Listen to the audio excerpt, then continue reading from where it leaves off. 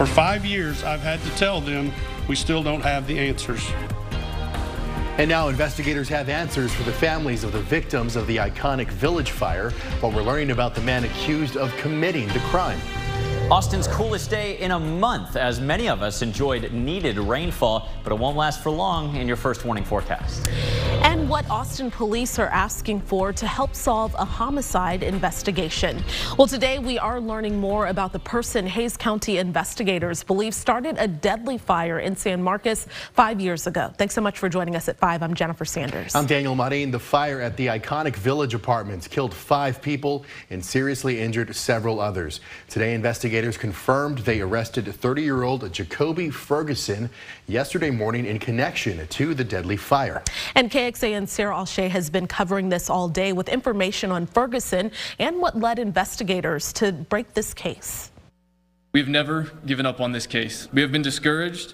We have suffered setbacks, but never given up. An arrest 5 years in the making. This fire has impacted and forever changed the course of many lives. Thursday morning, San Marcos leaders announced the charges against Jacoby Ferguson, arson causing bodily injury or death. Investigators say he lived at the iconic Village apartments in San Marcos back in 2018. The fire was in building 500. He did not reside in the 500 building. 5 people died and several others were severely injured. One of those victims was Brian Frizzell's daughter, Haley. I would never wish that on any parent or anybody, and for any reason in the world. Back in 2018, officials determined this fire had been set intentionally. After years of no answers in 2022, the department formed an investigative task force dedicated to solving this case. And met almost weekly, communicating often on a daily basis regarding the case. Working on the foundations laid by the previous investigative teams, the task force read through hundreds of ROIs,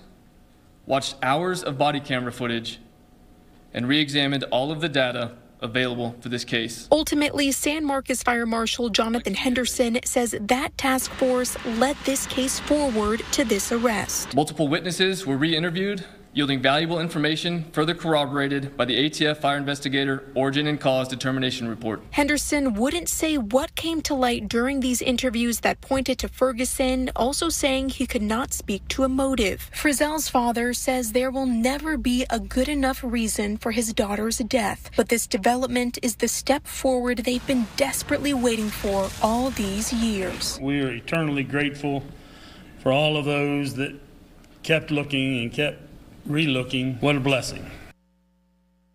And that was our Sarah Alshay reporting. The fire marshal says investigators interviewed Ferguson after the fire along with several other people. They said nothing stood out about him at that time. The city of San Marcos did have a reward for $110,000 for information on the fire.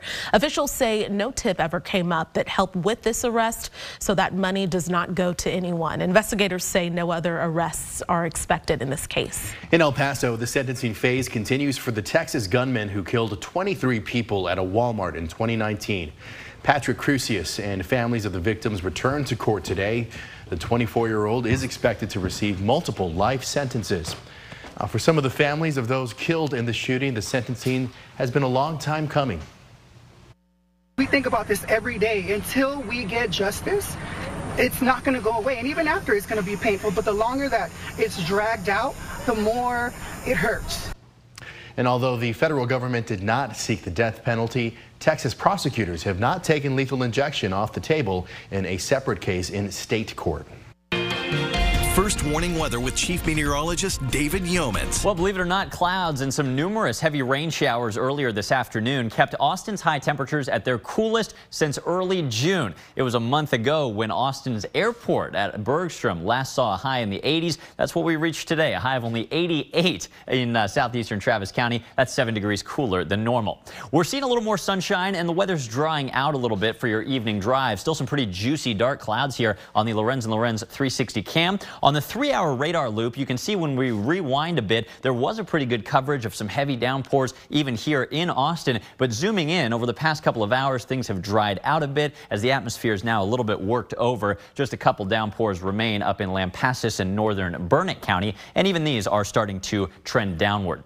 High temperatures, or temperatures currently rather, hottest out in the Northwest Hill Country, 99 in San Saba because of the lack of rain. The rest of us really tolerable, 89 in Georgetown, 84 right now. Unreal in July in Bastrop.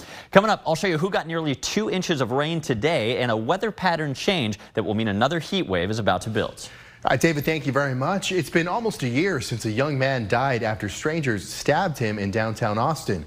Today, police, along with the man's family, asked the public for help bringing his killer to justice. And KXAN's Mercedes Hernandez tells us what police are hoping could help lead to an arrest. So far this year, it's been rough. I think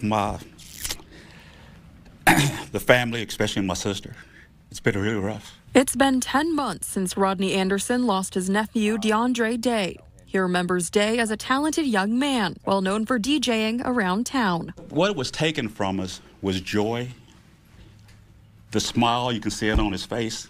Even in something rough that's going on, he'll start talking to you and you'll be laughing.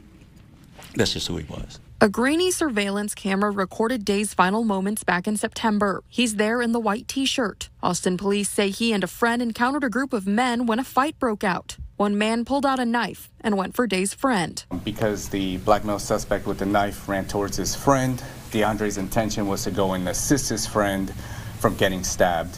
Detective Jeffrey Rodriguez says the department still believes that Day didn't know his attackers before the stabbing. Despite this, Rodriguez says the public is not at risk. I think this was just, something that just happened that night. With the investigation being so far back in September, that maybe these individuals are maybe from out of town. For now, APD and Anderson hope anyone who knows one of the men in this video will come forward and bring closure to Day's family. And get these guys behind bars where they need to be. In Austin, Mercedes Hernandez, KXAN News.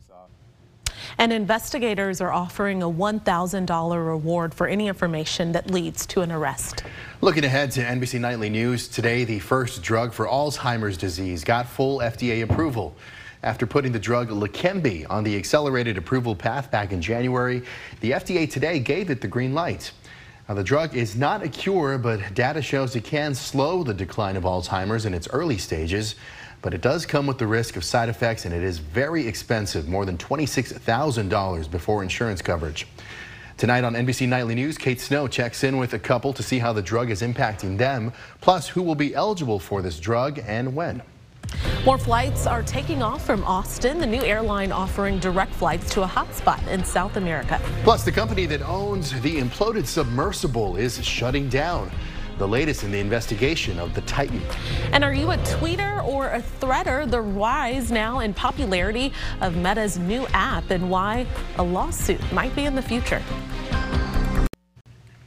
A new airline is flying out of Austin Bergstrom, the very first Copa Airlines nonstop year-round service to Panama City, Panama. It took off today, and the airport announced this new flight back in February. Now, this followed a years-long effort to connect Austin and Central Texas to Panama, which also offers connections to over 55 destinations in Latin America. They say with the growth of Central Texas, it was needed. It's no surprise if you live here in Austin or Central Texas that we are in a time of unprecedented population growth, expanding businesses opportunity, and with that comes also ambitious air service development. And other new year-round services at AUS include flights to Miami and Baltimore on Spirit and Sacramento on American. And the 4th of July kept Austin's airport very busy last week. Last Friday, more than 37,000 people boarded a flight. That's the second busiest day ever at the airport. Our digital data reporter Christopher Adams tracks how many people fly out of Austin-Bergstrom, breaking down the numbers by year, month, even airline.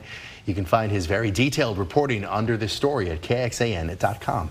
Well, OceanGate, the company that owned the submersible that imploded on its way to explore the wreck of the Titanic and killing all 5 on board, is suspending all the operations. Now, the statement on OceanGate's website says the company, quote, has suspended all exploration and commercial operations, but doesn't elaborate further.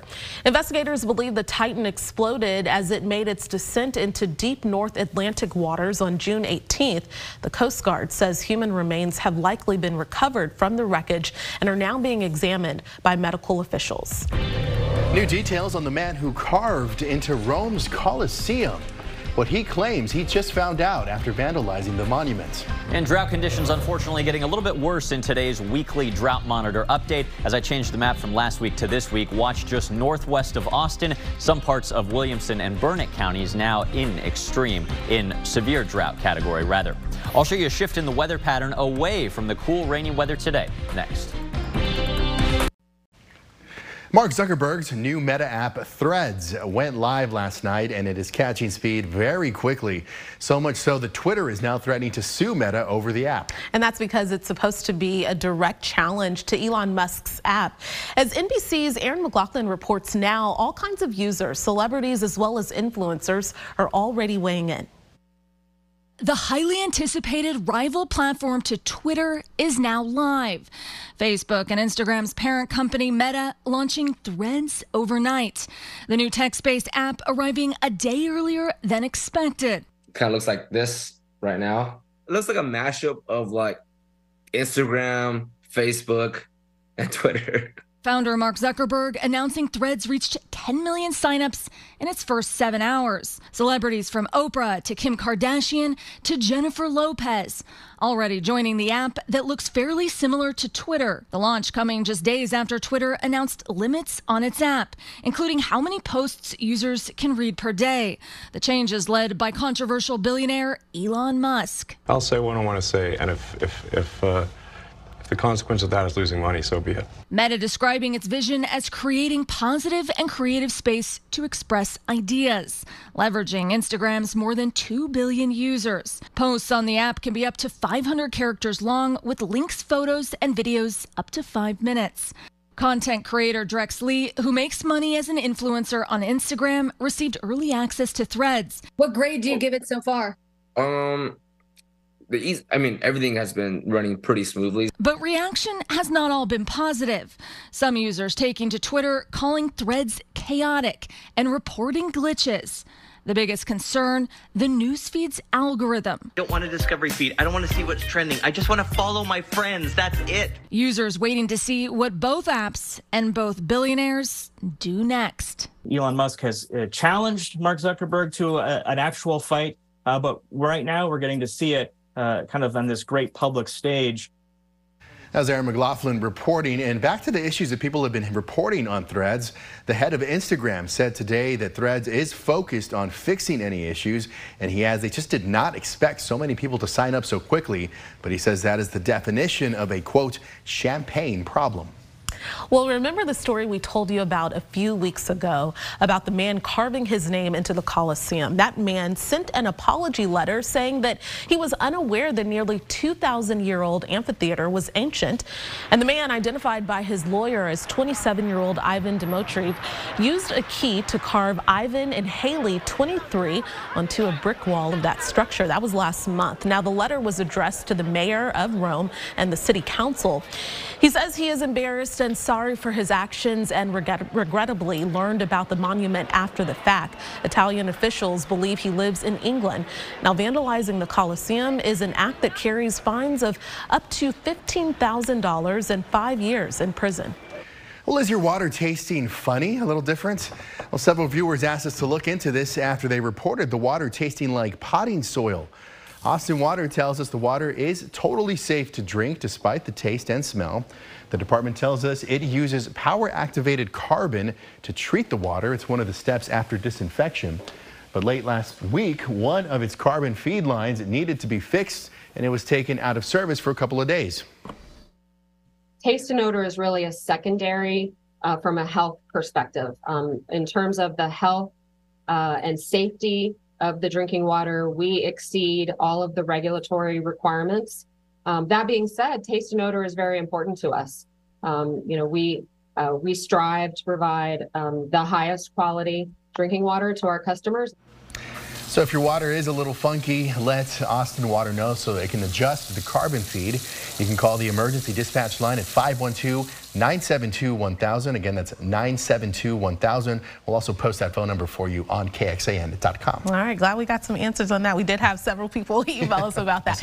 And we are glad that we got some rain, oh, David. Thank goodness. It's so nice, even on the cameras here in the Weather Center, to see the dark clouds. Some of our high temperatures were in the 80s in July. Let me take you outside to the Austonian weather cam, where we still have some dark clouds out there, but not a lot of rain anymore on the radar. On the Austonian weather cam, we're looking toward the northeast, where many of our friends up in Pflugerville, for instance, saw beneficial and healthy rain today. The radar has really quieted down, though. What you see here are just a couple little boundaries of wind. We may still see a little isolated shower or storm spark, but I think most of the rain that has fallen today is going to be pretty much what we see. A couple little scattered showers in the northern hill country, but those too are trending downward.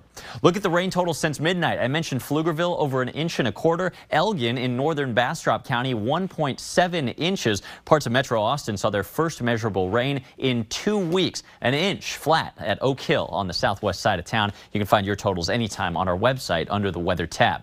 Depends on where we saw rain and where we didn't in terms of your evening temperatures. It's close to 100 right now in San Saba, but 88, very tolerable in Harper. In the Austin area, same situation. We've got some folks warmer, 90 from Austin up to Round Rock, but only 83 down in Kyle and San Marcos, 85 in Dripping Springs. East of I-35, we've got some 90s up in Milam County, but much cooler, tolerable July evening weather elsewhere, 84 in Bastrop.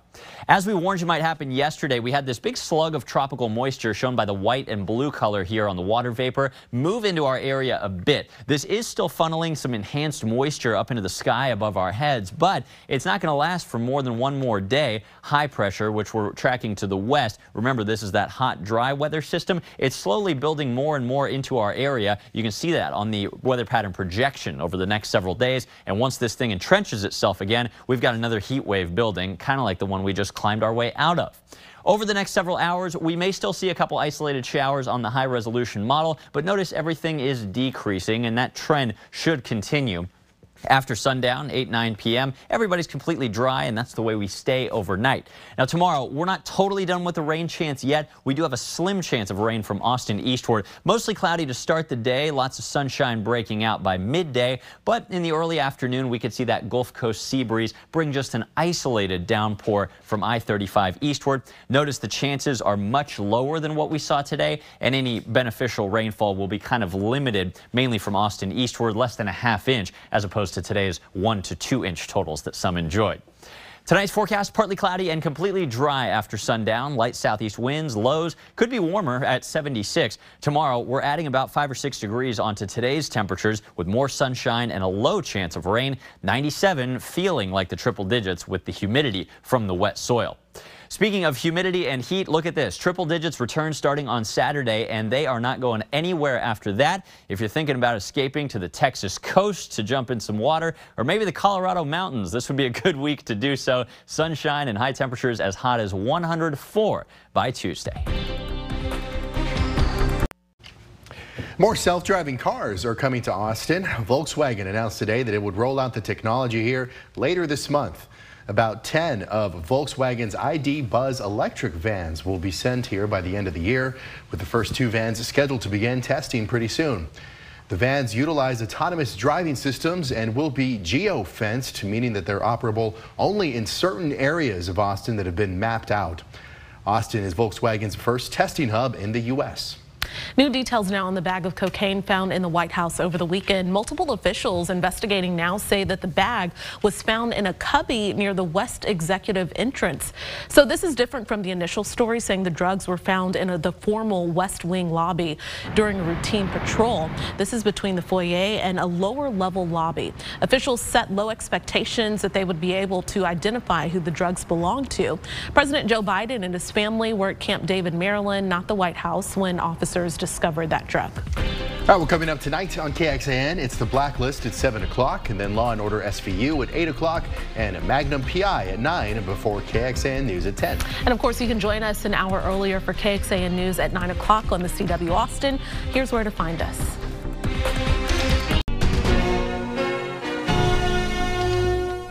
Thanks for listening to KXAN News Nightly. You can also listen to KXAN News Today every morning for more in-depth coverage of what matters most to you.